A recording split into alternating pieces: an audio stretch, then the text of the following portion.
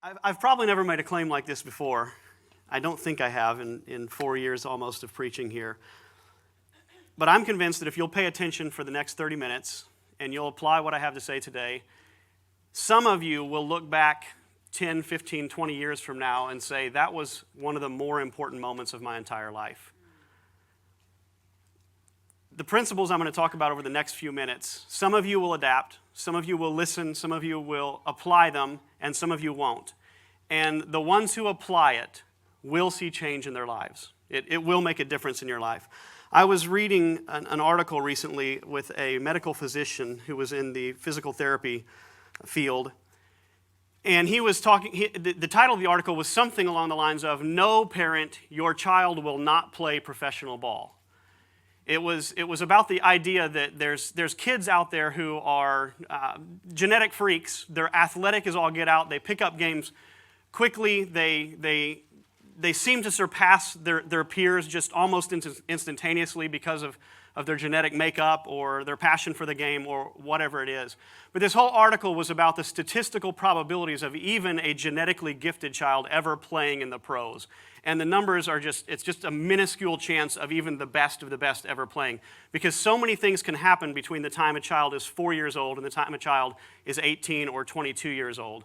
And there's everything from burnout, they just get tired of the game. This happens to a lot of golfers. To be an exceptional golfer, you can't just be talented, but you've got to spend 4 hours a day, 5, 6 days a week at the driving range and on the course. And eventually golf just becomes a drain on those children. So they just quit the game. There's obviously the case of injuries. There's the case of moving around, getting connected to the wrong coaches, having a bad field day the day that the scouts are there. There's just so many reasons that a child can be exceptional in a sport but never end up playing the sport professionally. I heard this quote from a parent who talked about, "I have a lot of clips and highlights of my son, of him doing amazing things like jumping over catchers and hitting balls right-handed and hitting balls left-handed. And he may be a great kid, he may have a passion for baseball, he may be genetically gifted, he may be more athletic, have better reaction time when a ball's flying his way, he may move quicker than the other kids. But the odds of him ever being a pro are just simply almost zero. That's the reality of becoming a pro athlete. And what do you think is going to be the key separation point between a child who is 4 and gifted at chess, like you saw in the video clip, and a person who turns 22 being one of the best in the world at chess? What is going to need to happen between point A and point B? Anybody have any thoughts? What's a key word? Practice is the word. And what I want to talk about today is a little bit about the idea that passion without practice is pointless. So you can be the most passionate chess player on earth, but if you don't play a lot of chess, if you don't work hard at learning chess, if you don't read a lot of chess books, you're never going to be the best at chess. And there's all kinds of fields that it requires putting in your time to become great at something. And there's a major faith application here that we'll get to. But if you want to be a great chef or a great baker, you can be passionate. Let me ask it this way. Does loving to eat bread make you a great baker? No. You can be the most passionate person in the world about bread. Some of you probably would say that's me, right? Yeah, I love bread. Oh man, bread is the devil. Bread is rough. But you can love bread. You can be passionate about bread. You can study bread, but you can never be a great baker if you don't put the time in to learn how to do it, to invest the time, learn the oven temperatures, learn how to knead the dough, when to leave the dough alone and when to pick the dough up. There's so much to learn about being a great baker that if you don't put in the practice time, you'll never be that. You could want to be a great coder. Now, does loving to play video games make you a great coder? No. Does knowledge about video games make you a great coder? To be great at coding, to be great at sitting down and speaking the language of computers, your butt's got to be in a chair for countless hours. There's no getting around it.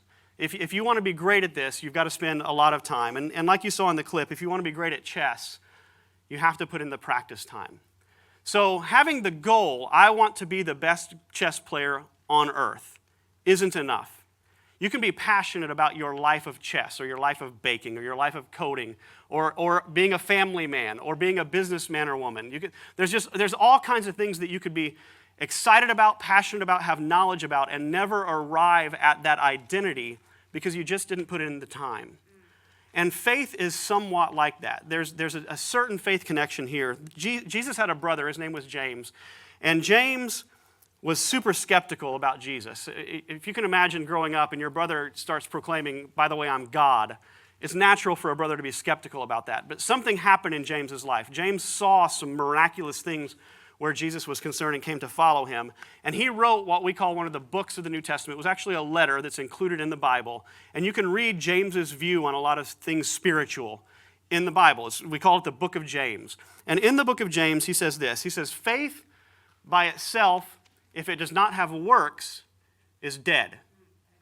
But someone will say, you have faith and I have works. Show me your faith apart from your works, and I will show you my faith by my works. Now, I'm a faith guy. I believe that salvation comes through faith by placing your trust in Jesus, that's where real life comes from. But James would say that shows up somehow, that it involves a butt in the seat somewhere. It involves an open book somewhere. It involves practice. It involves putting in the time. It involves some pain. It involves a certain degree of suffering and endurance, perseverance as you push forward in your faith. That you have to do something. You can't just... So, being excited about bread doesn't make me a great baker. Being excited about coding or video games doesn't make me a great coder. Being excited about Jesus does not make me a great companion of his. There's stuff you have to do to move forward in your relationship with him. And so we've been doing a series. This is the last part. Some of you are like, finally, we're getting out of this stuff. But this is the last part of what we're calling the Redo series. And the Redo series is this idea of looking at the past, and there's certain things that we regret. There's shame in our lives. There's things that we wish we could do over. We would give anything for a do-over, some of us more than others. But we've talked about how a do-over is impossible. You can't actually transport back in time and make new decisions and move forward from there. But what you can do is learn from the past, correct the present, and move forward into the future. And this idea of practice, this idea of play, this idea of doing something to move forward is what we're going to talk about today in this last section on the Redo. So we're going to talk about the why, the what, the how, and the now. The why, obviously, is your priorities. It's what is important to you. What do you find meaningful? And hopefully, as a church where we're hopefully making people followers of Jesus, Jesus is a key figure in that equation, or a key part of that equation. But we're going to talk about the why, the why, the what. So being passionate means what do we do now? How do we do it? And what does that have to do with now? So when we talk about moving forward into the future, the way it works is you're going to look at the future and say, what is my goal? What is my priority? What do I want to see happen? And it's fine and dandy to talk about goals. It's fine and dandy to talk about, I want my future to look such a way. But then how do you break that down into a path that will lead you there? And then how do you decide on that path what you're supposed to do today? Because we've talked over the last few weeks about how you'll never have anything but right now. This is all you've got, and it's all you'll ever have is the right now. So how does your life right now turn into what you hope it will be 20, 30 years from now? What do you do today? And we're going to talk about a whole lot of P's. I just found as I'm preparing this thing that the letter P showed up. And we're going to start with practicality and paper. Now, when you come to Daylight Church, sometimes the sermons are going to be on the deeper questions of the meaning of life, on suffering, on sexuality. We're going to explore the tough stuff. Some days we're going to be pretty theological, and even a couple weeks ago, a huge part of my presentation was just laying out what Scripture says about a particular topic.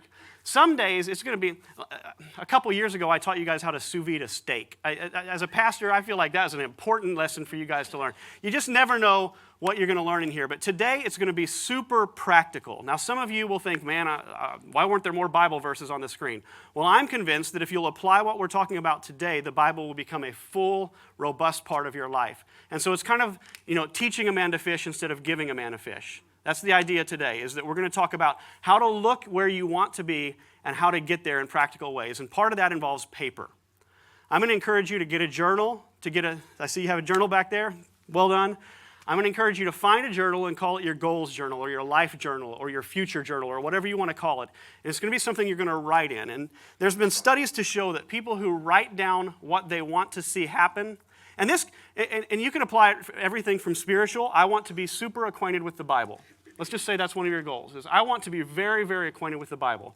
Or it could be super materialistic. I want to own a Corvette. Whatever those goals are, if you'll write down those goals and you'll write down a plan to achieve those goals, studies show that you have about a 50% more chance of success of reaching those goals. There's something about the writing process. So Dr. Gail Matthews at the Dominican University of California did a study with, I think it was 200 or 300 people, and had one study group write down their goals and one study group just verbalize their goals. And then she compared the two years later to see who was more successful. And the ones who wrote down their goals were considerably more successful than the ones who didn't. The ones who consistently wrote down where they want to go in life and then developed a path and developed a to-do list today to achieve those goals later were far more successful at reaching their goals. So when we talk about the future, what we're talking about here has a lot to do with three other P's, which are passion, purpose, priorities, which are kind of synonymous to a certain extent. It's what's important to you. When I think about my potential deathbed, and nobody ever is guaranteed a deathbed, but if I'm laying in bed, you know, the consummate view of how I wish I could die is I'm 99 years old, and my family is surrounding me, and we pray together, and maybe recite the Lord. What's that? Well, Billy Graham would be an excellent example of that. And thank you for pointing out that I'm not Billy Graham. I appreciate that. Thank you. You're terrible. Get out of here. So, but the consummate idea of how I want to die is you get a chance to reflect. And when we're talking about our priorities, we're talking about our purpose, we're talking about where we want to go in life. A lot of that so if we look on the future, we say, what do I want my future to look like? And we base that on our priorities, what's important to us. And so I'm going to encourage you to brainstorm. I'm going to encourage you to get this journal, a notebook, a pen. Some of my staff, we've processed some of this in our staff meetings. And just say, what do I want my life to look like 50 years from now, or 30 years from now, or even 5 years from now? The philosopher Friedrich Nietzsche said this, and he has the sweetest mustache ever, so you know he's credible. He said, he whose life has a why can bear almost any how.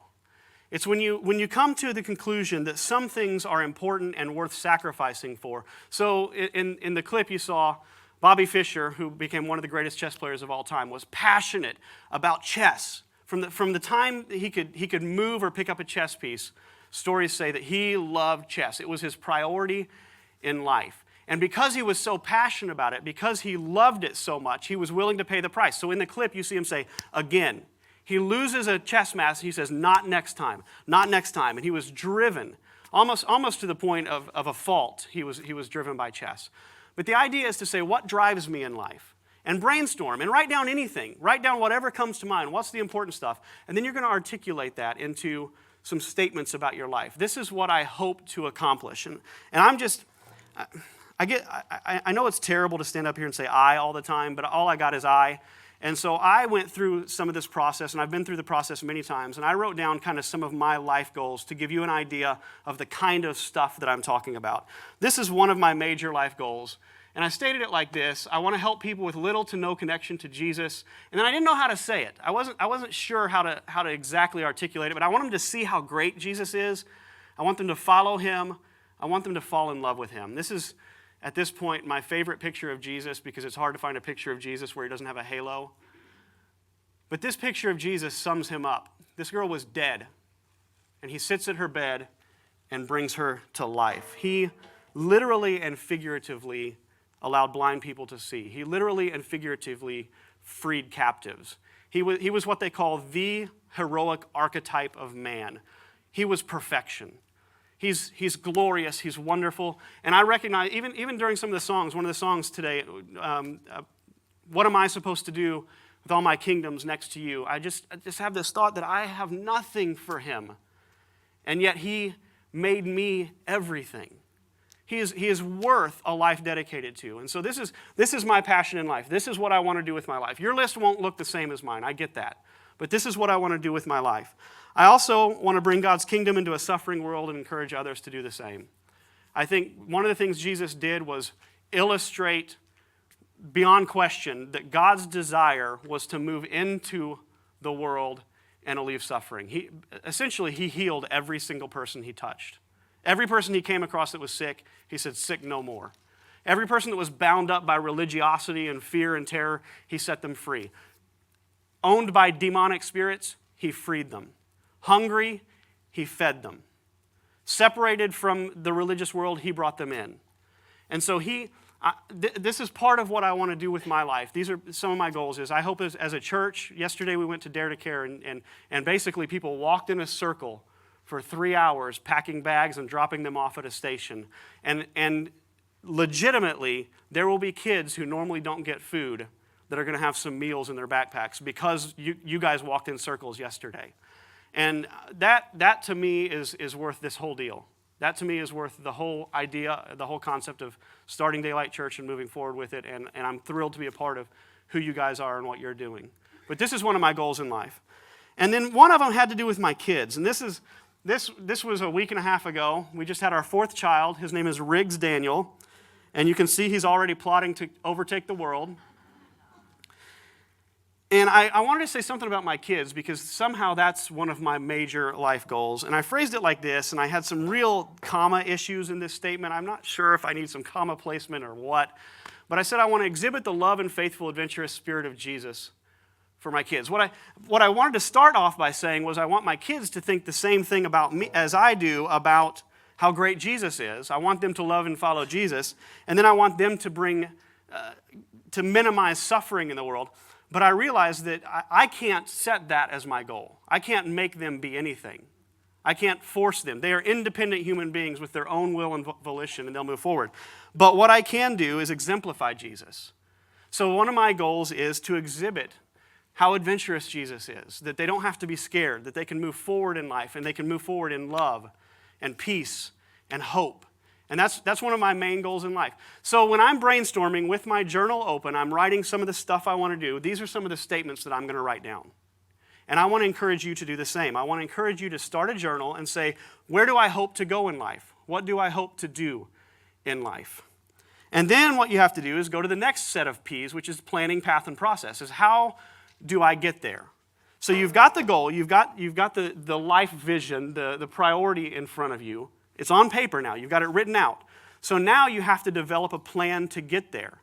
See, I heard an author recently talking about the chaos of the world. We've talked a lot about chaos over the last few weeks and how the default position of a man or a woman is to flow through life and decay. We talked about entropy in here.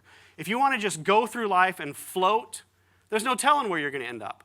But if you set your priorities, if you have that why in place, then you come up with a plan. Now you're not floating anymore. Now each day, day by day, you're moving towards your goal. And so I wanted to introduce you to a guy that we all know as one of the more handsome guys that we know. Andrew Lutz has made me very proud over the years that I've known him in so many ways. I'm just thankful to be his friend, thankful to know him. But he is a guy who does this process on his own. And a few years ago, and they call him Andrew Lutz 2.0 after a while, he found out that leading a music team was convoluted and complicated, and dealing with people was tough, and setting a schedule and getting everybody on board and they're on time and practicing and playing the right chords and making sure the chords are shipped out and making sure we're all playing the same song. There's just a whole lot to his job. And so he made a goal that he was going to become far more organized, and he did. He bought a planner, kept a calendar, and has made huge progress in that area. And then, was it last year with the health goals? Yeah. So as you can see, last year, the dude, now this is probably just Photoshop, right? But he set a goal that he was going to lose some weight, he was going to start eating clean and working out. And you can see a transformation on the screen. So his goal was to get from there to here, and he did it. But how did he do it? Did he do it just because he thought, I want to look better? I really admire people with abdominals. Therefore, I will be fit. That's not how it works. It just doesn't happen. Just because you want something doesn't mean you get that thing. It means you have to come up with a plan. You have to come up with a process. So let's just brainstorm in here for a second. Andrew wanted to lose, how much weight did you lose last year? 35 pounds. 35 pounds in a relatively short period of time for 35 pounds. Let's just brainstorm for 30 seconds. What do you think some steps are that he had to take? What was the path? Yes? He had to start eating healthy. Okay, he started eating healthy. What else? And exercising more. So eating healthy, what does that mean? What does it mean to eat healthy? I mean, Is yogurt healthy? Are bagels healthy? Do we know that for sure? Maybe healthier than the Reese's Cups he was eating before. I don't know. I have no idea what his diet was before. But do you see? So now we say, okay, so we've got this main goal to lose weight or to get healthy. So now we have these sub-goals of exercise more, eat cleaner. Now let's brainstorm about how to eat cleaner. How do you do that? What does that look like? Anybody? Don't eat so much bread. Don't eat so much bread. What else back there? Meal planning. Right. What else? Researching, portion control. So do you see? So he's nodding his head. What registered with you? Portion control. All right. So a cheeseburger is not the worst thing. 8 cheeseburgers is bad, right? We all know this. But so if his main goal is to get healthy, lose weight, become more trim, have more vibrance and energy, now he has all these sub-goals that show up. It's a path that he has to walk down. So maybe his goal is to get X amount of protein per day. Well, he's got to figure out what foods have X amount of protein per day, and he's got to prepare those foods. So this path starts to develop. You write down your goal, then you start to develop the path, and you write down what are the steps I need to take to get there. So one of my goals is to bring God's kingdom to a suffering world and encourage others to do the same. Let's brainstorm for 30 seconds about that. How do we get from here to there? If this is one of my goals in life, what do I need to do? What's the path I need to walk down? Anybody? Plan activities. What kind of activities? Dare to care. That's right. So even in official capacity as a pastor, I'm fulfilling that goal when we say, hey, let's do a service project every month. Now, how do we do a service project? I mean, do we just say, well, we really wish people had food, so therefore that's good enough? Or does something else need? What needs to happen? Find a way to get the food. What did I hear in the back? Provide food. What else?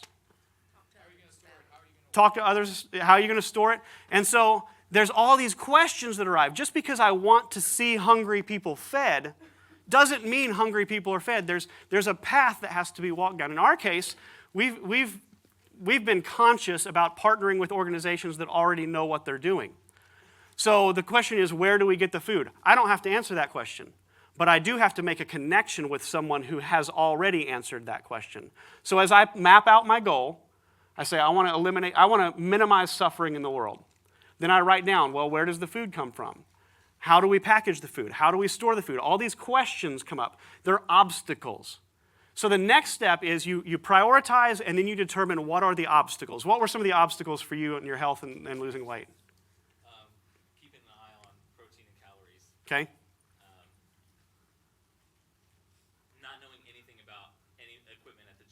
Okay. At all what I was doing in a gym. Right. So these are obstacles. If I asked Andrew to get up here and I say you need to move from there to there physically, and I pile up a bunch of stuff in the way, he has to notice that stuff, and he has to develop a plan to move around the stuff. And so when you develop your priorities, then you map out the path by illustrating the obstacles. So you write down your priority. I want my kids to know about Jesus. Well, what are the obstacles? Well, kids are obstinate. They're lazy. They love to play video games more than they love to talk to their family. There's all these obstacles, right? I'm lazy. I love to play video games more than talk to my family. That's an obstacle. And so you can map out all your obstacles and then map out a path around them. Booker T. Washington, the famous orator and author, said this. He said, success is not to be measured not so much by the position that one has reached in life as by the obstacles which he has overcome. See, here's how this is actually going to come down, how it actually works in the real life. You're going to write these grand priorities, and you're going to find out that prioritizing priority A conflicts with prioritizing priority B, and you're going to have to make some choices as you go through life. And by the time you lay on that consummate deathbed and look back on your life, you're not going to be able to achieve everything on your list. You just can't. But you've all heard the expression, if you aim for the stars, you hit the moon. So if you will do this, if you'll write down your goals, you'll move forward in life towards those goals. You will arrive at places that you would not have otherwise. You cannot just float through life and achieve the goals that you want. You can float through life and be comfortable, but since when was comfort a virtue? You can float through life and enjoy yourself, but really, if you sit down with your journal, are you going to write enjoy myself as one of your top priorities in life? Probably not. And if so, probably you need to reevaluate your priorities. It's easy and natural to move forward with security, comfort. It takes work, it takes practice, it takes that again mentality to move forward towards goals. So you've got the plan, you've got the priorities, now you're starting to develop a plan, a path, a process. Jesus said this, he said, which of you wishing to build a tower does not first sit down and count the cost to see if he has the resources to complete it? So you look into the future, where do I want to be? And then you say, here's the path that I need to get there. And then you evaluate the now. We're talking about how do you get to today? Because today is all you'll ever have. It's grand to talk about future dreams. It's grand to talk about a path. But how many, honestly, and I do it all the time, how many of you, the diet usually starts Monday? Right? Yeah. Right? Yeah. So Saturday, what do? Yeah, you eat whatever you want, right? Big out. How about the next Saturday when the diet starts the next Monday? Do the same. Right? We binge because we're not used to this mentality that says, I have a goal and it must affect me now. Not tomorrow, not the next day, but now. We're looking to get to the now, and that's where you pay the price. That's where there's practice. It's a payment, it's a price. It's something you must do right now to move forward. So you have these goals. Let's say your goal is to become intimately familiar with the Bible. You develop a path. You say, what are the obstacles? Well, the obstacles are I have a 9-to-5 job. It's hard for me to develop, and I have a family, and those kids play basketball, and where am I going to have time to do this? That's an obstacle. I'm really, really unfamiliar with the Bible. I couldn't tell you left or right at this point. That's an obstacle. You don't like reading, or perhaps you have reading issues. Maybe dyslexia is an obstacle.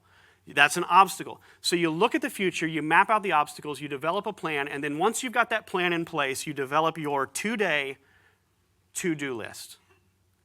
I want to be intimately acquainted with the Bible. I have reading issues. Reading bores me. I'm completely unfamiliar with the Bible. What's a to-do, 2-day thing somebody in that place could do? Anybody? Audiobooks, yeah. Say, well, I'll buy the Bible on audio and I'll start listening. What's something else that person could conceivably do? Maybe talk to somebody familiar with the Bible? Say, I don't know anything about the Bible. Why don't you give me a summary? Why don't you give me the Cliff Notes version to start with? Write it down, explain what he. Yeah. Or write down some notes for me, or help me get this thing. If you don't understand the words, what it's talking about, look up in a dictionary. Right, so as you walk down this path, you're reading the Bible, you come across words that you don't, that's an obstacle. I don't know this word. The dictionary is obviously your path around that obstacle, or somebody who's familiar with the words. And so do you see what we're doing here? Is we're looking at something grand, something big that we want to do, and we're breaking it down into manageable chunks that are accomplishable today. And so you're never going to accidentally become an expert in the Bible. It just doesn't happen. But you could purposefully, because it becomes a goal of yours, take these manageable chunks one day at a time and ultimately end up as an expert in the Bible. It's coming up with a to-do list. This one says, wake up, have your coffee, and then there's the rest. So some of you, you're going to look at your goals, and all of them, the obstacle is going to be something like, I have a hard time getting out of bed of a morning. For some people, the snooze alarm is their greatest enemy. I mean, it just saps their motivation. They wake up late. The day's already spent. Well, the diet starts Monday, right? Have you guys seen these alarm clocks that fly around your room buzzing until you catch them? So your obstacle is the snooze alarm. You talk to some people, you find out about this thing, and you buy one. So now you have this manageable thing. So your goal is to become the greatest in the world at chess, but you find yourself not practicing because you sleep in too much. Your next step, your 2-day to-do list, is to go on Amazon and buy this alarm clock. If you have a goal and if you break it down into manageable chunks, you can figure out, what do I do with my time right here, right now? So Andrew, wanting to lose weight, wanting to become even more buff than his prior buffness, right?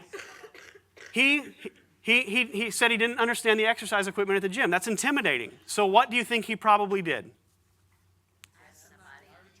Hired a trainer. Or ask somebody, right? So his goal is to be fit. His obstacle that he's mapped out, this path that he needs to go down, there's something in the way of that path, and it's that he's ignorant of the equipment at the gym. So now he breaks that down into, I need to find a way to circumvent that. So I ask someone, or I get on YouTube and say, how do you do a bench press, or whatever. But do you see that he has this big goal? obstacles in the way and breaks it down to right here, right now. And so once you do this, once you have your journal, it will become easier and easier to figure out your to-do list for today. So I wanted to bring some alleviation into the world where suffering is concerned. What's some to-do, today things that I could do? What do you think? Find those you want to help. How would I do that? That's an obstacle. I want to help people, but there's so many people to help. How do I find some? What's some way I could do that? Anybody? Research the populations in my area. And let's say I find out that there's a 18%, a high percentage of homeless people, or a high percentage of immigrant refugees. What do I do then? Now I have this knowledge. My to-do list today has said, well, I need an education. So I study, and now I found that there's a large population of refugees in Louisville. Then what do I do? Find their needs. How do I do that? See? Do you see what I'm saying? Is we have this large goal of alleviating suffering, and then you get these minor goals of investing in the refugee community, and then that creates even lesser goals of communicating with people who are already doing it or making connections with refugees, and how do I do that? And it eventually breaks down to what can I do today, and it probably involves picking up the phone or getting in the car. I am doing something towards my goal. I'm not alleviating suffering in the world at this point. I'm getting in the car and putting it in drive. But I'm working towards my goals. I'm working towards who I believe God has designed me to be. So whatever your goals are, you want to give $200,000 to charity, $250,000 to charity in your lifetime. What's the to-do, today thing? He mentioned money. Everybody shut up. Okay, I got you. We'll move on. I want to write 25 books. You want to write 25 books in your lifetime. We don't have to discuss all the obstacles, but obviously you need to be fluent in the language you're going to write in. You need to be educated in writing. But what would a to-do, today thing be? Let's come up with 3 examples. What are 3 things that you might do if you ultimately want to have 25 books published, let's say? Start writing. Get your butt in a chair and type. Yes, what else? Pick a subject. That might be the only thing you do accomplish today is say, I want to write a book on. But do you see that's your to-do, today thing towards this goal of 25 subjects in 25 books? What's one more thing? Get coffee. Yeah, brain power. So it could be that simple, is you're sitting there, so you decide you're going to put your butt in a chair, you decide you're going to type, you're on your subject, and you think, I can't think of anything. Coffee. But it's a perfect example because we think of it as trite and trivial, and it's not. You look at your goals and you say, what do I need to do right here, right now? I want to play the violin. Obvious what we need to do. I want my kids to have no student loans. I want to be familiar with the Bible like I mentioned. I want to live to be 99. So all of these things, whatever ends up in your book, your goals journal, you're going to break it down into a path of obstacles. How do you get past those obstacles? And you're going to develop it to what you do in the here and now today. Now, I want to focus just for one minute in closing on Jesus being a part of that process. So I mentioned earlier that your goal might be to have a Corvette. I think Jesus would sit on your bed and say, how come? What's your goal there? Or I want my kids to have no student loans. I think Jesus might like to be involved in that thought process of why or how do you get there. And ultimately, there's 2 ways that you can sit down and you can map out your goals and you can map out the path to your goals and the to-do today. And in one sense, I want to be careful how I say this, because the 2 are intertwined in a certain sense. But if it's a purely selfish activity, I still don't think it ends up being what the activity was supposed to be. I think the number one goal, somehow, in my opinion, should have the King of the universe at the center of it. I believe Jesus is the King of the universe, so I think when you sit down with this journal, it should be his book. And so this is the scary part. You might want to sit down and say, okay, I want to do this. I want to travel to 40 different countries in my lifetime. I think he should have the privilege of whispering in your ear, why? Now, if the answer to that is because people all over the world need to hear about you, need to love you, or I want to break down cultural walls, or I want to make sure my family is close and experiencing that adventurous side of Jesus, and so I'm traveling with my kids. I'm just saying, let motive and Jesus be a part of this process. And I can't spell out for you exactly what that looks like. I can't spell out for you exactly what Jesus would say or whether Jesus would ever want you to have a Corvette or not. That's not what I'm trying to talk about here today. I'm saying don't do this process alone.